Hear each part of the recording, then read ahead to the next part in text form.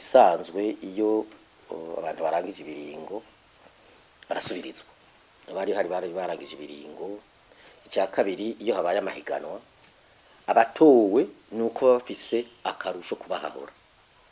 Twibaza rero ko aba bashasha baje ikibazo cya mbere bo kwihutira kuba ugushira hamwe inguvu zose z'abanka yuko amasezerano yacu n'ibizwa shingiro bizimangana.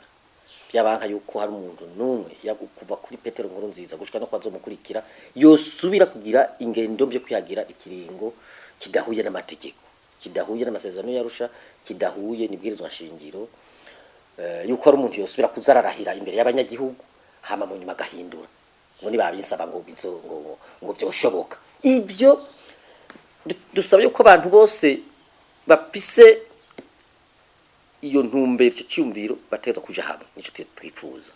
Hari mu migambwe, hari n'abanyapolitiki badafite imigambwe, hari amashirahamwe yigenga bavyumva nkuko tuvyumva, hari imbere n'abafashe ibigwanisho bavyumva nkuko tuvyumva.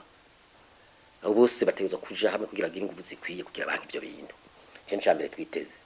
Icya kabiri twiteze nuko iyi nzira y'ibiganiro yari yabangitera ingorane mu minsi heze kubera ivyo mwameje kumaza bya Mukapa. Bene uko ingene ahora tumira twiteze yuko iyo nzira ikomezwa. Mbere niyo nayo mezi 3 asigaye Mukapa avuga ntarinde gushika tugashika ku masezerano naho huba mu kwezi kumwe cyangwa bitwa twahejeje. Nico rero tubiteze ko cyane ivyo bibiri.